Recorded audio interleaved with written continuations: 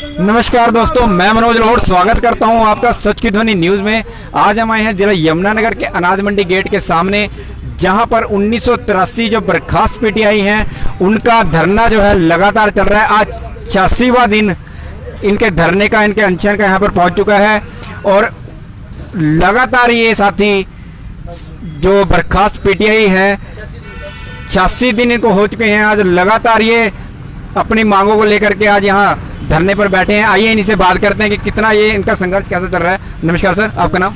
यशवंत राणा, जिला प्रधान संघर्ष समिति 1983 पीटीआई।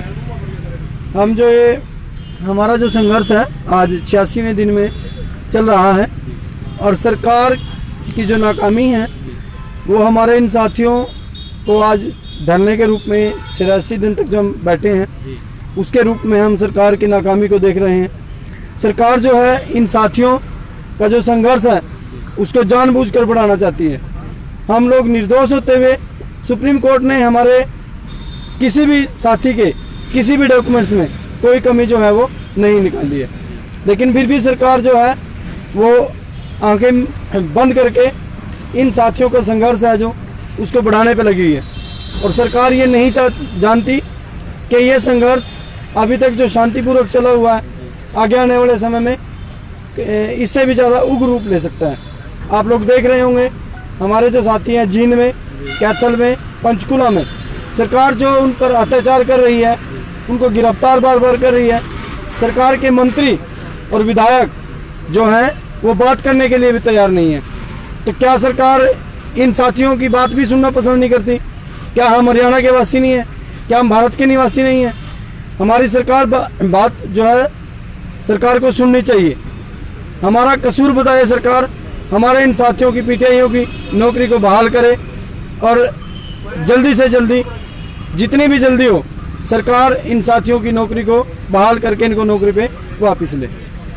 सर, जैसा कि हर बार देखने को मिलता है कि दूसरे कर्मचारी संगठन भी आपका इस मुहिम में साथ दे रहे हैं। बिल्कुल, कल भी हमारे पास वन विभाग के जो कर्मचारी हैं जो धरने पे यहाँ डीएफओ के यहाँ बैठे हुए हैं वो हमारे समर्थन करने के लिए आए थे।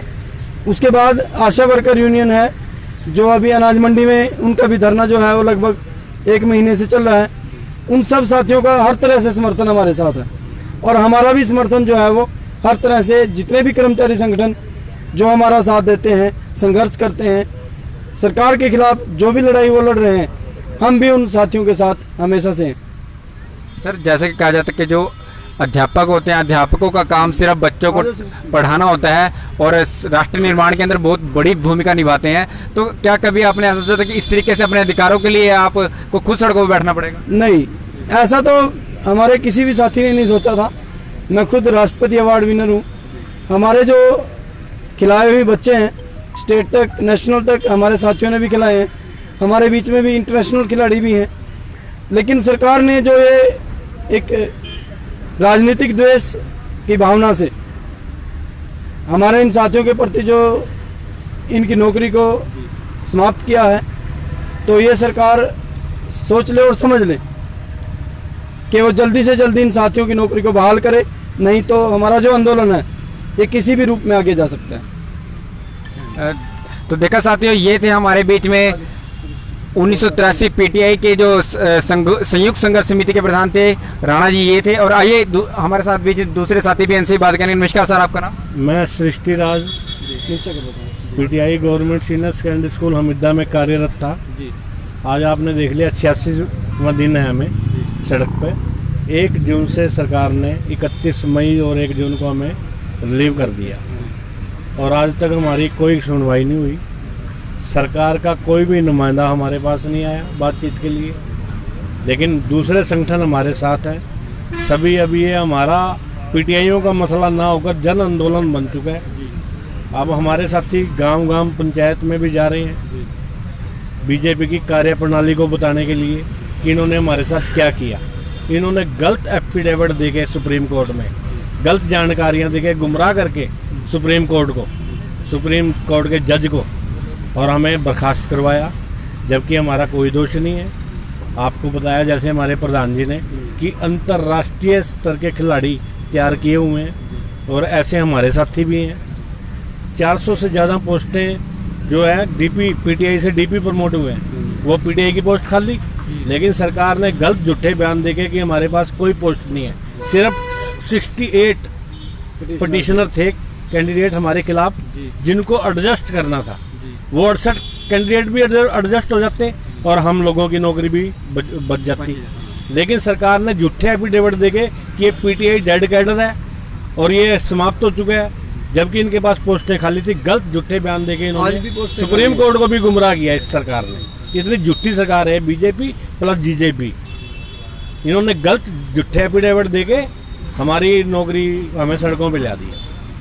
अब ये हमारा मसला नहीं रहा सर, अब हम जन जन में जा रहे हैं, पंचायतों में जा रहे हैं, गाँवों में जा रहे हैं। जहाँ तक जाना पड़ा वहाँ तक जाएंगे, मर तो गए अब जहाँ तक जाना पड़ा सर वहाँ तक जाएंगे। तो ये संघर्ष जो आप कर रहे हैं, क्या ये माना जाए कि संघर्ष भविष्य में भी चलेगा, लंबा चलेगा? बिल्कुल लंबा चले तो चलता रहे जी, कोई दिक्कत नहीं है। हमें बैठे हैं सर, हमें यहाँ परमात्मा की दया से मौज है। सभी संगठनों ने 25 संगठन है यमुनानगर में, सर्व कर्मचारी संघ, सर्व कर्मचारी महासंघ, रोडवेज, CITU जिसमें 25 संगठन है, गरीब तबका, कच्चे कर्मचारी, आशावाड़ी वर्कर, आंगनवाड़ी वर्कर, सब हमारे। हमें नहीं पता कहाँ से पर्चियाँ कट रही हैं जी, कहाँ से सहयोग हो रहा है, किस तरह दरियाँ आई हैं, किस तरह बैठे हैं सर। हमारा काम तो आके बैठ रहा है, जब तक बैठना पड़ा बैठेंगे।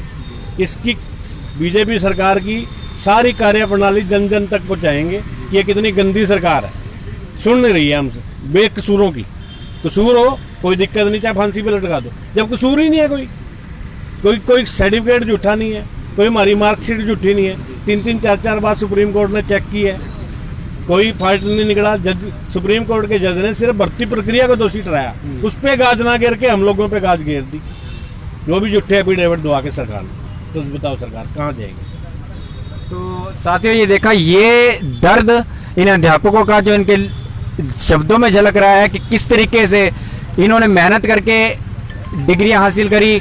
डिग्रियां हासिल करने के बाद ये अध्यापक भर्ती हुए, और अध्यापक भी ऐसे नहीं भर्ती हुए, कई बार इन्होंने टेस्ट भी दिए होंगे, प्रैक्टिकल भी किया होगा, और उसके बाद ये यहाँ पर आकर के भर्ती हुए। लेकिन उसके बाद सरकार एकदम से सर्विस में रहने के बावजूद इनको एकदम से निकाल के बाहर कर देते। तो बहुत बड़ी एक विडंबना यहाँ पर। 400 से ज्यादा साथियों की, 400 से ज्यादा साथी हमारे जो हैं वो डीपी प्रमोट हुए हैं। तो यदि, और इसी सरकार के अंदर हुए हैं, यदि कसूरवार हैं, सही थे तो हुए, वो लोग सही हैं, हम लोग सही हैं, तो बिना सही आदमी की प्रमोशन सरकार नहीं करती, तो गलत आदमी की प्रमोशन क्यों करेगी?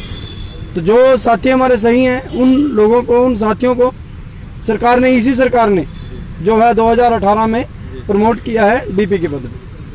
सर एक तरफ तो देखने को मिल रहा है कि भारत के अंदर, और सबसे ज्यादा तो हरियाणा की अगर बात करें तो बेरोजगारी की दर है जो बहुत ज्यादा बढ़ चुकी है, और एक तरफ जो लगे हुए कर्मचारी हैं उनको निकालना, तो ये कहाँ तक? ये कोरोना काल जो है, देश के प्रधानमंत्री जो हैं श्री नरेंद्र मोदी, उन्होंने भी कहा था कि इस कोरोना काल में किसी का भी रोजगार जो है वो नहीं छीनना है। लेकिन इन्होंने इस कोरोना काल का नाजायज फायदा उठाया और हमारी जो नौकरी है वो छीन ली। सर ये कहते हैं कि हम लोग दोबारा टेस्ट दें, ठीक है। इनकी बीजेपी की भी तो 40 सीटें आई थी, पावर में तो नहीं थे, इन्होंने दोबारा इलेक्शन क्यों नहीं करवाया? बहुमत में नहीं थे, बहुमत में तो थे नहीं, इन्होंने दोबारा इलेक्शन क्यों नहीं करवाया कि हम तो बहुमत में आए नहीं, दोबारा इलेक्शन होना चाहिए। इन्होंने साठ गांठ करके बीजेपी जेजेपी जोड़ तोड़ की राजनीति करके सरकार बना ली। अब ये हमारा दोबारा टेस्ट ले रहे हैं।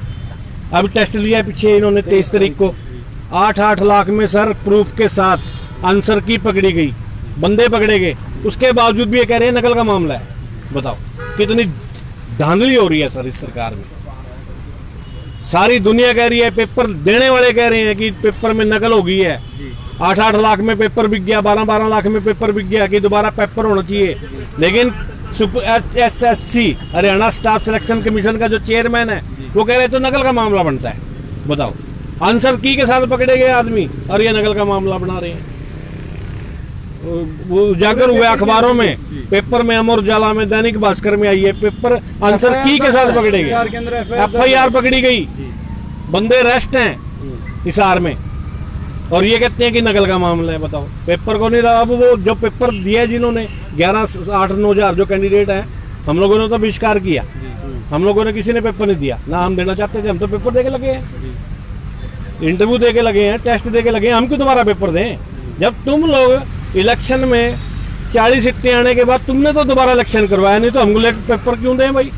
इसलिए हमने नहीं पेपर दिया, हमने पेपर का बहिष्कार किया। लेकिन इन्होंने जोड़ तोड़ की राजनीति की। अब सारे कैंडिडेट कह रहे हैं, पेपर देने वाले भी कह रहे हैं कि धांधली हुई है।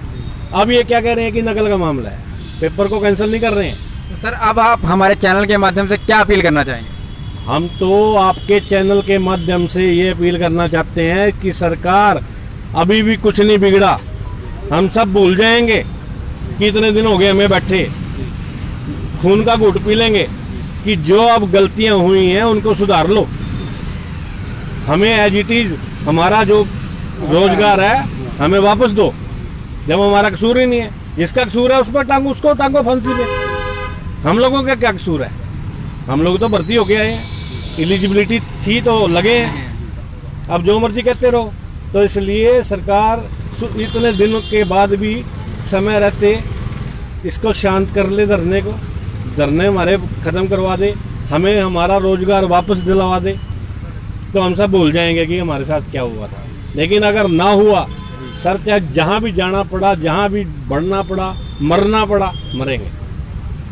धन्यवाद। तो देखा साथियों, ये दर्द इन अध्यापकों का जो इनके शब्दों में झलक रहा है, और हम भी अपने चैनल के माध्यम से अपील करते हैं मौजूदा सरकार से भी कि इन लोगों का जो रोजगार है वो उनको वापस दिया, जो उनकी मांगे हैं, जायज़ मांगे, वो उनकी पूरी करी जाए। तो साथियों, ऐसे ही ताज़ा तरीन खबरों के लिए जुड़े रहें, बने रहें हमारे चैनल के साथ। तब तक के लिए जय हिंद, जय भारत।